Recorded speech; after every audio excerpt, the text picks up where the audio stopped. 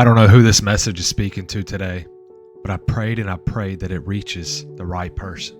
Imagine you wake up one day, you got a blindfold on, you're standing. No matter how hard you try, you can't take the blindfold off. But somehow, some way, a voice rises and you hear it. It's a voice that you trust. And this voice is telling you to sit down. But here's the problem. You don't know what's underneath you. You don't know that there's actually a chair there. You can't see the chair because you're blindfolded, but you have to trust their word. You have to trust their word before you move. Now, something to think about.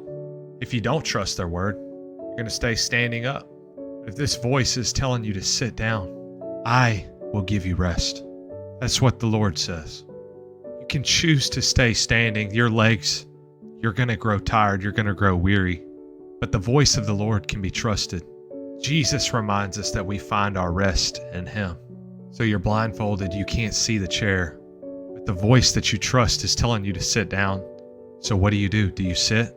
Today we're going to be talking a little bit about faith. And what if faith isn't what you actually think it is? Most people are under the impression that faith is a feeling, but real faith isn't what you think it is. Real faith is a choice. So why does faith matter? And how can I start living by it? What even is this faith word that I always hear all the time? Hebrews chapter 11 verse 1 says this, "Now faith is confidence in what we hope for and assurance of what we cannot see." Faith is making the choice. I said this before. Faith is a choice to believe before you see the proof. Before you can see the results, faith is choosing to believe before you see it. Faith is free. Making the choice to believe something good can come about. Making the choice to believe that there's goodness in the world. That's a free choice to make. And any one of us can make that choice. Years ago, I went through a tremendous weight loss transformation before I had a good relationship with Christ. And you know what? It was faith driven, that weight loss was. Because I believed in the results before I ever saw them. And that's how we achieve anything in life, is by believing that it's possible. Let's think about Noah in Genesis chapter 6 through 9. God told him to build an ark. Noah had no idea what God's talking about. What is this ark? Why do I need to build it? It hasn't rained for months. It's dry as it's ever been. There was no rain. There was no storm. People laughed at Noah. They sat around and watched him. And when the flood came, you see that choice that he made, that Noah made, that faith, it wasn't just a belief, but it was the difference between life and death. Noah's choice to believe before he saw it, that was the difference between life and death. Faith is a choice. So let me ask you this. Are you waiting to see the results before trusting God that He can do what only He can do? Because if you have to see it before it happens, that's not faith. That's neediness. That's wanting to be in control. Why does faith even matter? Faith is the foundation of everything in our walk with God. That's why it matters. Hebrews chapter 11 verse 6 says this, "Without faith, it is impossible to please God." That's serious stuff right there. You can pray. You can read your Bible. You can go to church. You can try to do all these things right, but if you don't trust God, you're missing the point.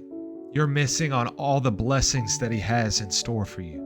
Because you can work, but you can't work your way into heaven. It's by His grace, through our faith, our choosing to believe Him, that we are saved. His grace is freely given to you. It is the gift, the most incredible gift that we will ever experience in our lives. For all of eternity, His grace is the most incredible gift that we will ever experience. What did I do to deserve your grace, God? I will never understand that. And I always fall back to lean not on your own understanding, but in all your ways acknowledge God and who He is. Yeah, I will never understand what I did, what I do to deserve His grace. But making the choice to believe that He is a loving God who created me out of His love for me, and that He created every single one of you guys to be a part of my life, to be a part of my existence here. That's how much He loves me, is that He created each and every one of you out of His love. And he created me out of love to be a part of your existence, your experience here. Let's look at Peter whenever he chose to step out into the water, right? Jesus said, "Come to me." He stepped out in faith. He stepped into the water. And he started walking. He was walking on water.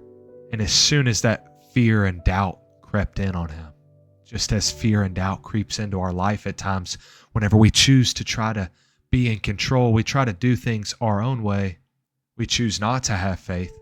We want to see the outcome before it happens. That's when he began to sink, was whenever that doubt crept in. Whenever he looked away from God, that's when he began to sink.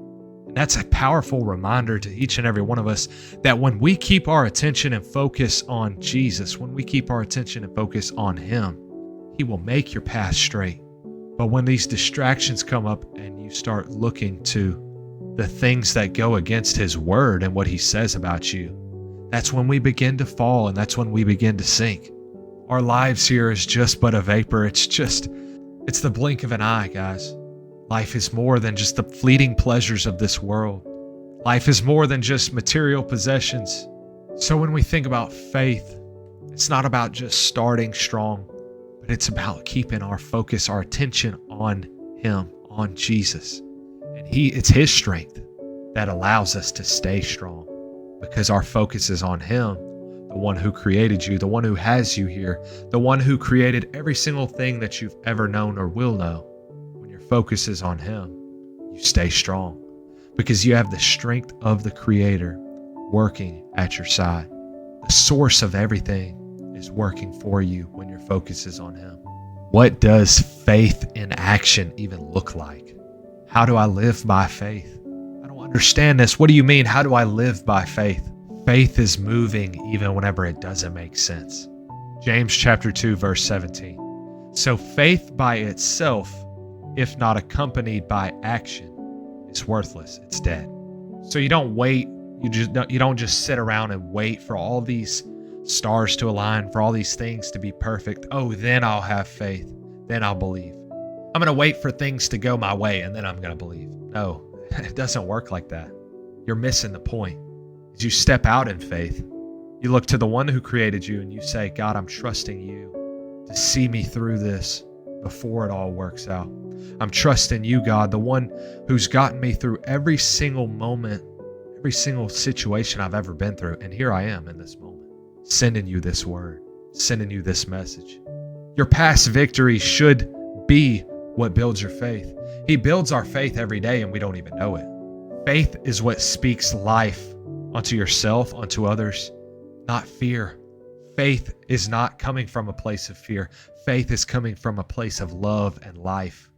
Mark chapter 11, verse 23. Jesus tells us that our faith, we can achieve huge, incredible things.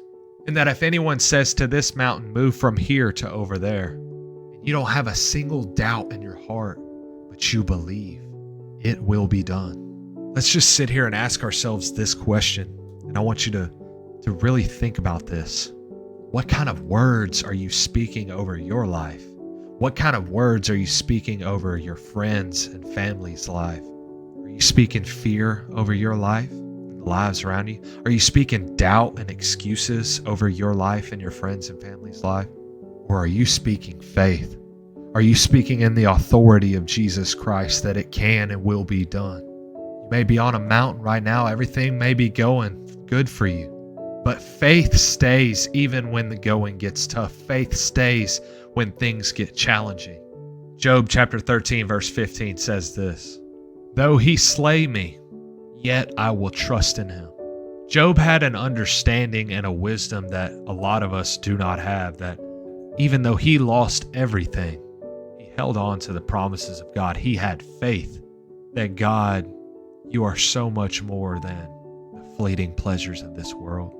This whole life, this whole experience, this whole opportunity right now is a blessing from you, God. Why do I feel like I'm owed this life? And instead, we can make the choice to believe that your life, your experience here, your time here is a blessing and a gift. Job is a true example of real faith. Faith doesn't quit whenever the storm comes in. Faith stands firm. So now that we've gone through all of this together, we've still got our blindfolds on. We've still got our blindfolds on. We can't see. We can't even feel. All we can do is hear his voice. Do you sit in the chair? You can't see it. You don't know if it's there, but he's telling you, sit down. I will give you rest. Faith isn't saying that I believe the chair is there. Faith is sitting down when you don't see the chair. I'm sitting down. I will be still, knowing that in your presence, God, knowing that you've got it all taken care of, and that I'm going to step out in faith today. I'm going to post this video today. I'm going to reach somebody that you want to reach today, God, because I'm choosing to believe your word and to believe you. Stop waiting for your proof before you trust God. Stop speaking fear over your situation and start speaking in the authority of Jesus Christ over your situation. Because he said it is finished, because he said it is done on the cross. He defeated sin, death, and hell for you. Start speaking life over your situation. Stop coming from a place of fear. You were not created out of fear, but created out of love. Stop letting your situation and your circumstances that you're in dictate your faith. But start letting the God that created you, created me, created everything and everyone you know, start letting him dictate your faith. Because he's given you a spirit of power and love and a sound mind and not a spirit of fear. That's why you step out in faith. You live by faith and not by sight. Hebrews chapter 10 verse 38 tells us that the righteous will live by faith. I don't know about you guys, but I feel like it's about time that we start living like we actually believe that God is who he says he is, and that he's a faithful and just and a righteous God, and that he loves you so much, and that he created you out of love. He didn't create you out of fear. I believe in every single one of you guys. I thank each and every one of you for watching this video and having these words spoken over your life today. I hope you've all had a blessed week this past week and the coming week ahead. Please share this message. Please share this with a friend, family member. Share this with somebody that you love and that you care about. Don't y'all forget, only way is up.